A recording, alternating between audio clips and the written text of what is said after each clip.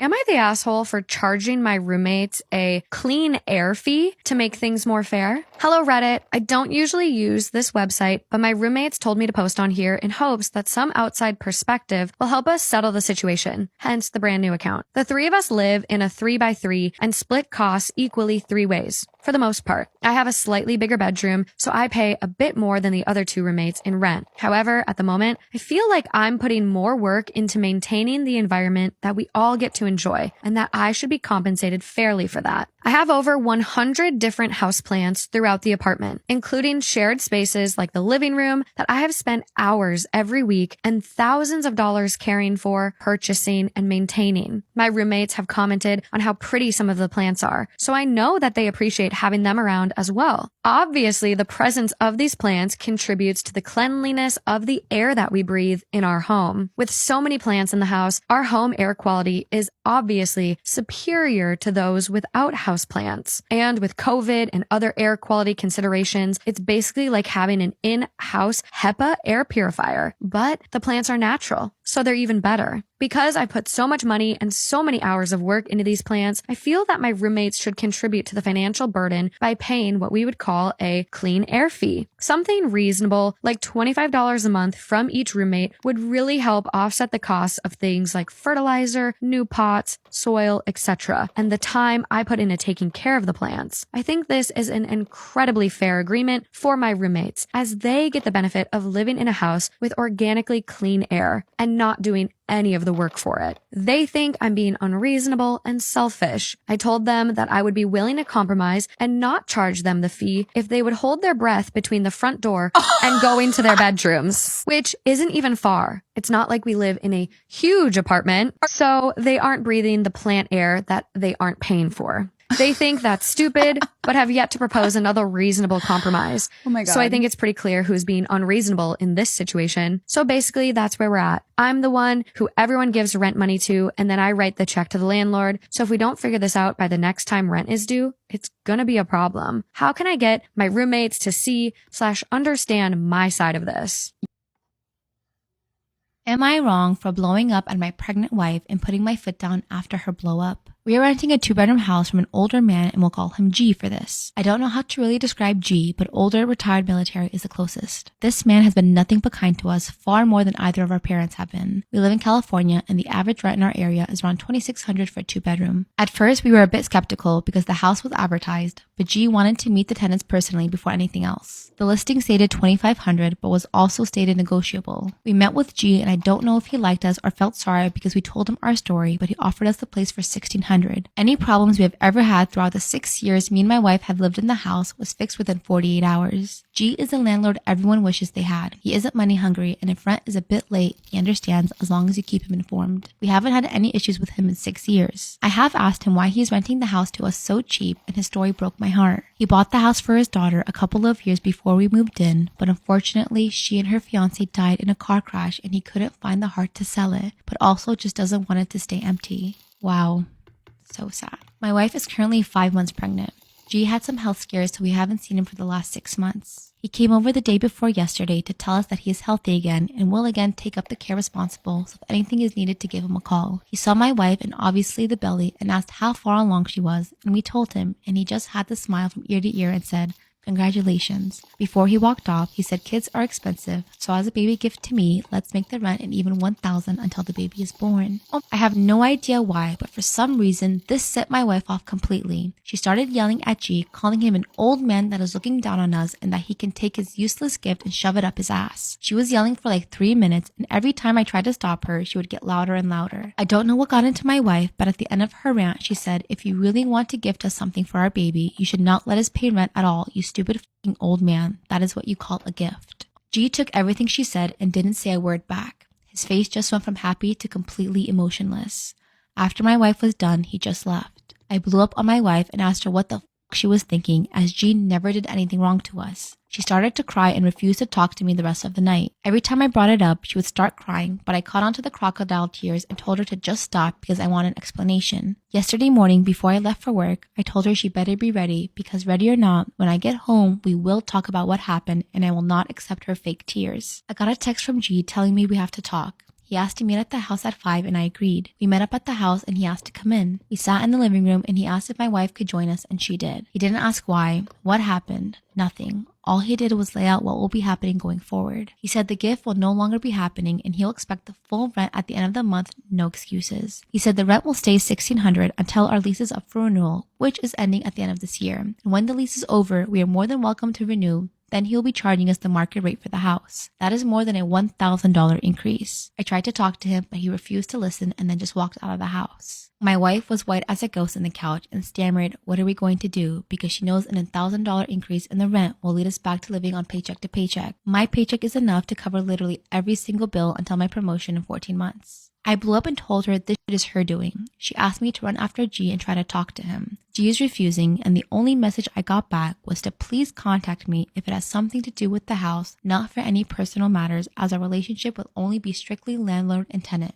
That is it. My wife is frantically trying to call G and apologize, but he isn't answering her calls. She knows her part-time paycheck might not be enough, and I told her we will need to downsize, and she is not happy. I'm not happy with my wife at all, and she's calling me an because I'm mad at her. $1,000 doesn't sound like a lot for some, but for me, it is a lot of money. My wife's paycheck would not have been touched for rent or anything, but now it has to, as I told her she will have to cover that $1,000 if she wants to stay in this house, as I refuse to take up longer hours or more shifts. She is devastated because her part-time job salary might not be enough and she will have to go back to full-time work. The situation sounds rough, I know, but like I said, I'm up for promotion at work for my manager's job when he retires in 14 months. I'm assured the job and have it in writing. The increase is enough for my wife to only do part-time work, but that will be in 14 months. And she has to cover the missing grand for the rent as I'm refusing. I don't want to move, but if she isn't covering the missing grand, then we'll have to.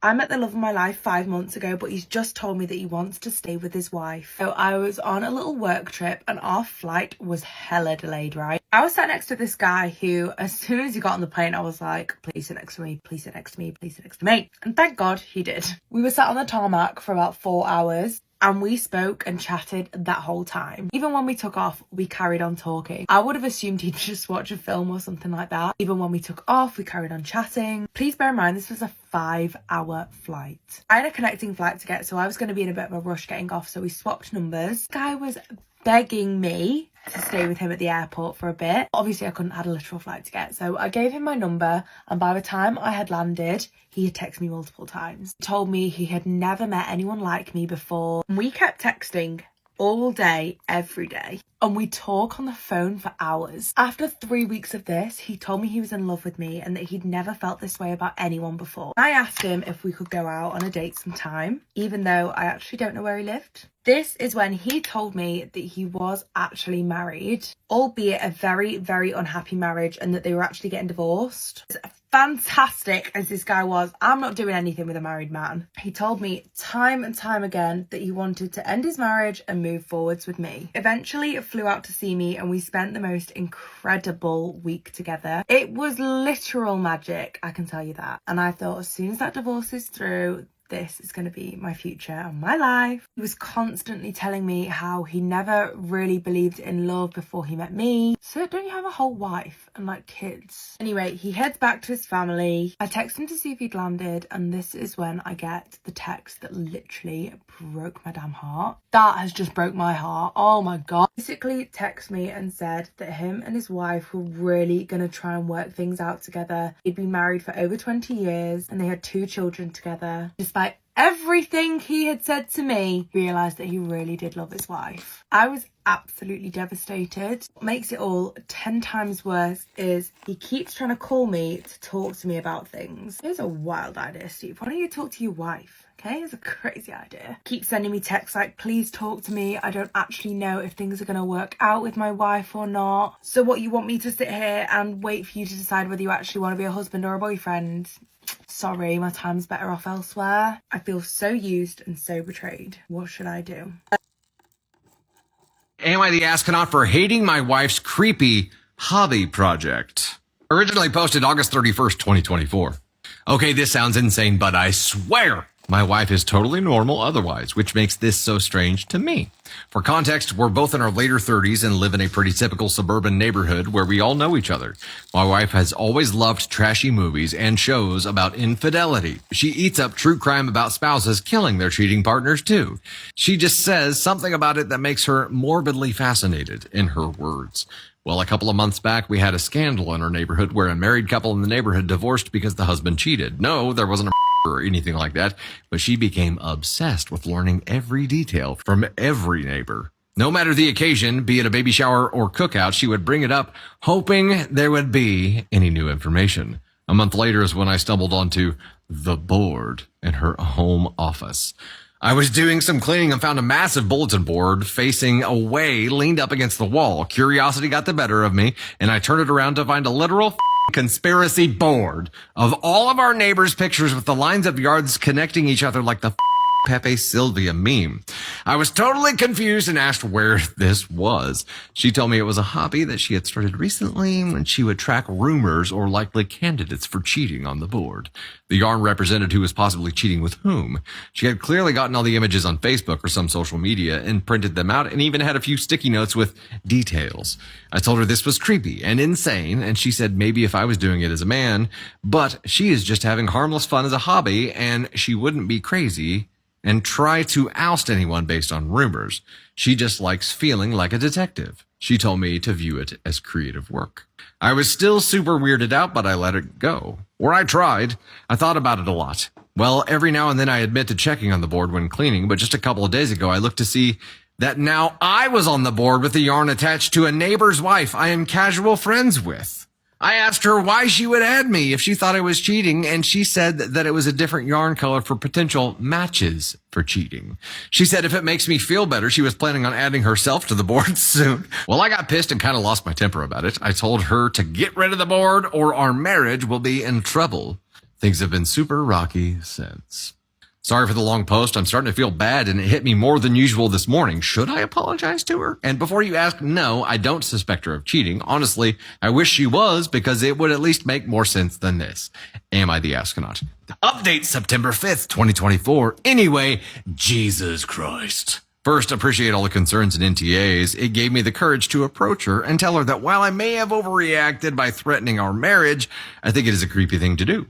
She apologized and said that she would get rid of the board. I thought we were fine. Literally 2 days later, shit hits the fan. Our happily married next door neighbor finds a woman's bra under the bed that does not belong to her. It doesn't take long for the whole neighborhood to find out. Well, my wife is giddy, like jumping up and down for joy. She showed me the board, which she still didn't trash like she promised. And of course, the husband was marked with yarn, meaning he was likely to cheat. She told me the board was accurate after all, and maybe she should keep her hobby around. I was definitely suspicious, so I looked at the board again later. It looked different from the last time I saw it before the latest scandal. Instead of the yarn connecting to another neighbor, the cheating husband's yarn connected to a post-it with a question mark. Firstly, it was the only question mark there, and I swore it wasn't there the last time I saw the board. So either she changed it after the cheating to prove a point, or slightly before it happened, which made me even more suspicious either way. Now I felt like I was the detective and I was going crazy. I went to the cheating husband to ask a few questions. The wife was staying with her parents, so it was just the two of us. I asked him if he actually did it, and he said no, he would never. Then I asked if my wife had been over recently. He said one day while you were at work, his wife asked her to water a plant they had while they were both away, and I told her where the key was, so yes. I immediately raised an eyebrow. I asked if he still had the bra, and he was getting nervous and told me not to get the wrong idea. I said, don't worry. He still had the bra, and I looked at it. It was my wife's. But once I knew she almost never wore because it was from a lingerie set I bought her one Christmas, she said was uncomfortable. I told my neighbor I needed to talk to my wife and ran out, but I told him not to worry. I approached her with the bra and asked her what was up. She played stupid, but I told her to cut the BS. I asked if she had either cheated on me with him or planted it there. Either way, she was in trouble. She confessed to planting the bra and said it was to make me admit her hobby was valid for something. I flipped on her. I said this was worse than her cheating on me because instead of ruining just our marriage, she ruined our neighbors and ours. I demanded that she call the wife and admit to everything, even sending pictures of the board. I even showed the Reddit post, which actually helped convince her that my wife had planted it rather than cheated with her husband. Well, they made up now, but I have no idea what to do. Barely speaking to my wife, and it's only a matter of time before the entire neighborhood figures this out. I seriously need advice. Relevant comments here. I honestly refuse to believe that this is real. Your wife is actually nuts. This is insane behavior to have. Do you want to give a trigger warning? We are going to be talking about DV, self-harm, and violence. Now that's Brittany, and when she met a man on TikTok, she ended up talking to him, getting to know him for about 3 months. They became boyfriend and girlfriend, and when she was asked to move in, she agreed. She moved to Texas, but before she did that, she ended up looking him up on a website that real estate agents have access to called Forewarn, and she goes and sees that he has no criminal history, nothing really bings for his name, so she sees the green light, she moves in. A few days after moving in, her mother sends her a picture of his mugshot, and when she asked him about it, he said, oh, it's a big misunderstanding, disregard that. And at that point, she didn't really have a reason not to believe him, so she just chalked it up to a misunderstanding and moved on. A few weeks later, they end up going on vacation with his brother's girlfriend, and a few other friends. And when they get to the cabin, she's on the phone with her best friend for a little bit, and 30 minutes into the conversation, he pokes his head in and is like, hey, I'm gonna jump into the shower. The best friend thinks that she hears him say, hurry up and get off the phone. She makes some kind of remark, right? And so he gets upset, and he's like, even if I said that, she would get the F off the phone anyway. And Brittany at this point had already felt like he was turning into a little bit of a controlling person. He was already trying to control how much alcohol she drank, what she wore, what she did, and she was already like annoyed by that. So when he made that remark, she went off and she was like, you're not going to control my life. You're not going to tell me what to do. Follows him into the shower, still going off on him. He tells her, like, get out the shower. Like, get out. You're not welcomed in here. So she goes back into the bedroom and he follows her in there and he starts going off. And he's like, you're not welcomed here anymore. You need to pack your things. I paid for all of this. You need to go. Mind you, they're 4 hours away from her home. At this point, she's just sitting on the bed. He charges at her, picks her up and pins her into a wall. And she's like choking him, trying to push him off of her, and he's just like not letting go. So she tries to reach for her phone, he smacks it away. She's banging on the windows, banging on the walls, trying to get anybody's attention. They're on the other side of the cabin. She like takes her knee and tries to graze it on his balls and tell him like, hey, back up. And he basically takes her and he slams her to the ground because that just like pissed him off. She is like on the floor at this point and something snaps in him and he's just like, oh my God, I'm so sorry. Like, I'm so sorry I did that. I can't believe I did that. And they end up talking it out that night and they, come to a conclusion like this is not going to happen again, and they go to sleep. They wake up the next morning, they go to the river and they're both drinking and, they're having a pretty decent day. They go back home to shower and go to dinner, and she's in the shower and he barges into the bathroom holding her phone and he's like, who is this? You're such a slut. You're such a whore. And she's looking at it like, that's a conversation from so long ago. Like, what are you even talking about right now? He goes and slams her in the shower. At this point, he like, again, snaps out of it and runs out, gets in his truck and drives off. At this point, she goes outside to everybody and he's like, look what he did to me. Look what happened. And the girls look at her and they're like, yeah, he's done that to other girls before. We've heard about this. And so this is when he drives back up the driveway, right? And his brother goes to go calm him down. And he gets upset that everybody knows about the situation and gets back in his truck and he drives off again. And so at this point, she has no idea what her phone is. She's trying to figure out like what she's going to do, if she's going to leave. And the brother's calling, her boyfriend, trying to figure out where her phone is, and he's like, I don't know, it's somewhere in the cabin, not trying to tell her. And he's like, well, she wants to leave, but like she has no way to leave if she doesn't have her phone, and he's not trying to give him any information. He comes back at this point.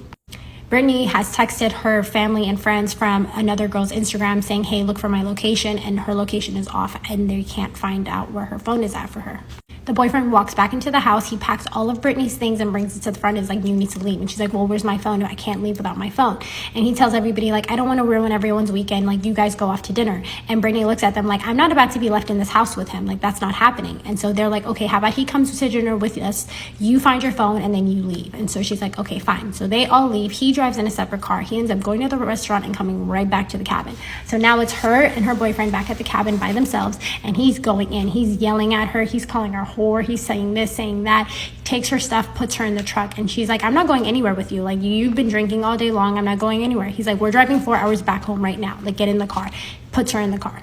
he's cussing her out in the car. He's telling her all of these things, and she's looking at him like, I would never speak to somebody that I love like this. Mind you, like, there's a lot of things that I can say about you, you know? And I guess that statement really pissed him off, because then he grabs the pew next to him and puts it to her leg and is like, oh, really? What would you say? What would you say exactly? And at this point, she just goes silent, because she's just like, oh my God. And again, something snaps in him, and he's like, I can't believe I just did that. I can't believe I just put a gun to you. Like, what in the world? Like, he's like, let me just pull over. So he pulls over. She's like, do you want something? She's like, yeah, I'll grab a water. So she goes in to get a water. She comes back out, and he's locked the door, and he has like the pew in between his leg, and she's like, open the door. She gets him to open the door. She gets in there. He's like, I can't believe I did this. Like, I just want to end it all. And she's like trying to talk him off the ledge and be like, you're fine. Everything's fine. He's like, no, I already put my hands on you. Then I put a pew to you. Like, I don't know what's wrong with me. I don't know what's happening. Like, I just need to end it all. And she basically calms him down, tells him, switch seats. I'll drive us back home. She ends up driving them back home. They go to sleep. They wake up the next morning. She still doesn't have her phone. So that's when she decides to go onto her laptop and, you know, turn off her debit card, because that's in her phone and all these other things. So when she does that, she sees that he Venmo'd himself $500. And when she asks him about it, he's like, yeah, I was just trying to be a dick. Like, I'll send it back to you right now. So he sends it back to her. Then she's still digging, and she sees that he like messaged his ex-fiance pretending to be Brittany, asking her for a threesome. And she's like, why did you do that? Like, why did you impersonate me and hit up your ex-fiance? And he's like, oh, I was just trying to embarrass you. Like, it's whatever, you know? And she's just like, okay, so like, where's my phone? Like, my location's on my MacBook. It's saying my phone is in your truck. Like, where is it? And he's like, I don't know. Let's go look for it. So they go out to look for it, rip his truck apart, can't find it. They go back inside. It's about midday at this point. They're talking it out. They're like, you know, trying to figure out like where the relationship is at. And he's just like bringing out Bible verses, like doing all the works. And she's like, I need to lean into this so I can get what I need so I can lead, you know? And so she's just like, yeah, you know, like, I appreciate you being honest. So he thinks that they're back on good terms and looks at her and he's like, do you want your phone back? And she's like, yeah, like, people are worried about me. I need to update them and let them know that I'm okay and I found my phone, you know? So he's like, okay, it's under my seat in this little compartment, like, go grab it. So she goes and grabs it, updates her friends, and when she calls one of her friends and says, hey, I'm good now, she's like, hey, like, were you on Snapchat, like, asking people for nudes? Like, I'm pretty sure that wasn't you. And she's like, what? And she's like, yeah, you said that you caught your boyfriend looking at porn and you rather him look at photos of girls that you know rather than randoms. And she's like, no. And he's like, yeah. And then I even texted your cell phone and was like, hey, are you on Snapchat right now? And you said yes. And she's like, what? And she's like, I'll figure it out. Like, it's okay. Thank you for letting me know. So she goes back inside and asks him about that. And he's like, no, I changed your password on Snapchat to something simple. I was on there, but I didn't do that. Someone must have hacked you. And she's like, well, did they hack my cell phone number as well? Because, like, why did you respond and say, yes, that's me on Snapchat? And at that point, she caught him in a lie. So he got super upset and he just starts going off. So he's like, you need to go, you need to go, you need to get out, you're not welcome. So she grabs her phone and her laptop and she heads out. Mind you, they left the cabin in a rush, so she left her keys, her wallet, everything back in the cabin, and they're gonna bring it. She's just like, what am I gonna do? Like, there's no one I can call. His family's gone, my families are hours away, what am I gonna do? So she ends up calling his like brother, and they're like, hey, we just had a newborn, like, there's no way we can help you, and if you guys are having like a dangerous situation, we can't like put our baby in danger, you know? So she ends up calling the cops. At this point, he pulls up to her and she's on the phone with the cops, and he's telling her like, get in the car. And he even at one point pulls out a pew and is like, get in the car. He's telling the cops like, I'm not getting in the car with you while you have a pew. He jumps out, grabs her, puts her in the car, takes her back to the house. And at this point, the police chief calls him and he's like, hey, like, I just got a call about your address, like, is everything all right? He tells the police chief like, everything is fine, don't worry about us, we're good. So then he looks at her and he's like, I'm gonna get this over with. So he tries to take her to the bedroom and smother her a few times. At this point, she's just like, I'm over this. So she kicks him off of her. He flies, hits his shin, it enrages him even more. So he then chases her around the house, catches her, and starts like strangling her. And at this point, she like almost loses consciousness. And right when she was about to lose consciousness, he snaps out of it again and he gets up. He's like, oh my God, I'm so sorry. I can't believe I just did that. You know, the whole apology again. She knows she has nowhere to go, so she plays into it and she's like, yeah, it's okay. Like, as long as you don't like do this to me again, like, we're okay. Because she needs a place to sleep at this time. She can't leave right now. So the next morning she wakes up, she knows she doesn't have her things, so she just does everything normally. The next morning she wakes up, gets her things, and she tells him, hey, I'm going to go to the other house and grab the dogs and do all of that and then come back. So she calls her friend and then immediately breaks down, and her friend's like, you need to go. Three-ways her mom, and they're both like, you need to go. Like, forget everything back there, just drive. So she just books it. She just starts heading back to South Carolina, drive back to her hometown. So she's driving, but she knows he's probably going to start following her soon. Right when she gets out of Texas, she gets pulled over by the cops, and she tries to explain to the cop why she was speeding, all of this, and he could care less about her situation, gives her a ticket and sends her on her way. At this point, her phone starts saying that it's been reported lost and she has no access to call anybody, look at her GPS, nothing. On the screen that's locked, the only number that's appearing to be able to call is his number, so she has no other option but to call him. He's like, "You're a coward for leaving." Tells her that he can't believe that she left just because things got hard. He tells her, "If you don't think I'm right behind you, you're crazy." He's like, "I'll meet you in South Carolina." He's like, "You better have everybody ready waiting for me because whatever happens, it's on you." Basically just guilting her. The lock releases and she's able to call her mom and her friend, and they're both like, "Hey, call the closest police station and tell them that he's right behind you." So she does that, and she's like, "Baby, you can't come here. We close at 5. She's in the middle of nowhere at this point, and he's chasing behind her. She's trying to call him and calm him down because she's realizing she's going to need to stop for gas soon. And if she does, there's a chance he might catch up to her. So she starts sweet talking him "Hey, I just need to go home for a little bit. I just need to cool off. I'm coming back. What are you talking about? I'm not going anywhere." He's like, "Oh, if I would have known that, I would have never followed you." "Okay, I get it now." So he U-turns and heads back home. Her stepdad ends up meeting her in Atlanta and escorting her all the way back to South Carolina. She gets back home with nothing but her purse and her phone. So she's home now, she thinks everything is fine, and she soon realizes when she wakes up the next morning that he's hacked into every single account, her email, her work social media, her personal social media. While he had her phone, he went in and screenshotted all of her passwords. So now he just had access to everything. She tried to re-access everything and recover everything, and he just re-hacked her again. He had set up a recovery email with his email, so every time she changed it, he can change it because he has the email as well. She was able to get help and get a couple of her accounts back and, change some of the recovery emails. But she wasn't able to recover all of the accounts. He's still impersonating her on a lot of these websites. And it's crazy because, when she left everything back there. Her social security, her birth certificate, everything that's official, she left back in Texas. All she has at the moment is a temporary ID. He's just won't stop impersonating her, basically. This guy's pretty problematic. He's from a small town where his family holds a little bit of power, apparently. And so, there's been, charges put up against him. His family's pretty well known, so they just continuously lawyer up and get him out of whatever situation he gets into. I found out that my girlfriend goes number 2 in the shower. What do I do? So I've been dating this girl for about 4 months now, and she's amazing. Up until I found out about this. Seriously amazing. Both fallen hard for each other. I've met her family, and she's met my limited family, and it's been going great. She stays over a couple times a week, and I love her company, and I'm very much in love with her. So finding out about this hit me quite hard, and I've felt really weird since. I don't want to go into much detail because it's overall a pretty bizarre situation, but basically, at the start of the week, she was at my place, and we were chilling and caught up with the latest episode of The Mandalorian. Great TV show, by the way. And she goes off to take a shower, which is normal after a day of work. So I'm chilling in my room, browsing Reddit, and catching up with shit, and I need to take a piss. I go to the bathroom and walk into a room where I'm engulfed in the smell of shit, and also it's steamy as hell in there. I'm taking it back clearly and trying to make sense of it because the toilet lid is down, but the smell is so strong, so I ask my girlfriend if she's okay. She says that she's great and she's nearly done, so she's just trying to get rid of this. At this point, I'm horrified, and as I approach the shower curtain, it's a black curtain, so I can't see shit. I kind of realize what she's done, and I pull back the curtain, and she faces me to smile at me, and I look down, and there's about half a shit clogging up the drain, and she's clearly been trying to stomp it down. I had a lot of emotions running through my head all at once. Horror, disgust, and surprisement. Mainly at her reaction to me walking in on her trying to waffle stomp a shit down the fucking drain, and I couldn't even get my head around how cool and collected she was. I basically just said, "What the fuck are you doing?" And to be honest, her reply was even more of a surprise at my reaction of seeing what she was doing, as in she didn't see a big deal about it and didn't get why I was so horrified. It was fucking weird. I left the bathroom, obviously, and we had to talk about it, and she thought it was a normal thing to do. She needed to go number 2 and just went for it. Apparently she was raised in a household where that was a normal thing to do, and I just couldn't comprehend it. After a while of talking, she reassured me that she didn't do it all the time, but just whenever she really needed to do it while she was in the shower. I tried to explain that that was definitely not normal or a cool thing to do whatsoever, and she kind of flipped it back on me as if I was shaming her and got upset. Like I said, I love this girl, but this has properly rocked me and I don't know what to do. Mom thinks my daughter's dog allergy is a hoax to keep her from my kids. Hey y'all, so to preface this story, this happened in November of 22. In November, we decided to get a puppy since my daughter, at the time 5, was asking for a dog forever.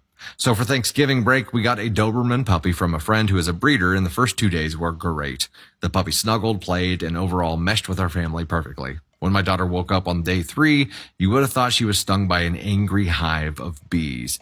My daughter's eyes were swollen shut. From what I could see, her eyes were bright red and she had hives all over her body. We immediately knew what the problem was, which was the dog. I called my friend and explained, who gave me shit and demanded proof of her allergy, so I sent the picture of my kid, and she was pissed, took the dog back, and now no longer talks to us, whatever. This prompted us to get my daughter screened for allergies. Since this reaction was so severe, it took several doses of medication to get her face to be normal again. And on call, the pediatrician said to take her to the hospital if she can't breathe, and thankfully that never happened. Around December, I found out that I was pregnant and I was due in August, and my mom was going to take my daughter for a week before I had the baby so we could get the nursery ready. This was agreed upon prior to the allergist confirming an appointment for her in June, their earliest. To note, my mom has a Texas Lacey, and my daughter did have red eyes and itchy skin, leaving my mom's in the past, but she still lives in the woods. So we figured my daughter just got into something that didn't agree with her skin, and the dog never crossed my mind until we got the puppy and had this happen. After the initial event with the puppy, we started paying attention to her around my mom's dog, and we noticed patterns. Red eyes, hives, complaining about chest hurting. We always thought it was related to seasonal allergies, and so we already felt the pending doom of how she would react. Fast forward to the appointment in June. Go figure. She immediately came back with a severe dog allergy, and the allergist was great and told us the best course is to not expose her to dogs for a long period of time. A day is pushing it, but no overnights. So I chose to call my mother with my kid in the car and give her the news. My mother was mad. She goes, "How does one just suddenly become allergic? That is a myth."